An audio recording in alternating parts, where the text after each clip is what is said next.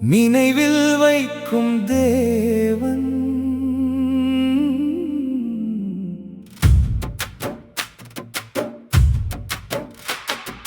யோசபாத் ராஜாவின் வீட்டிலே விழிந்திருந்த ஒளி ஒன்று,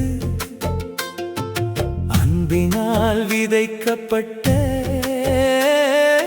நன்மையின் விதை அது. தேசத்தை சுத்திகரித்தான், மாய தீமைகளை சுட்டெரித்தான். சத்தியத்தை தேசத்திலே விதைத்தான், நன்மையை நினைவில் காக்கும் தேவன்.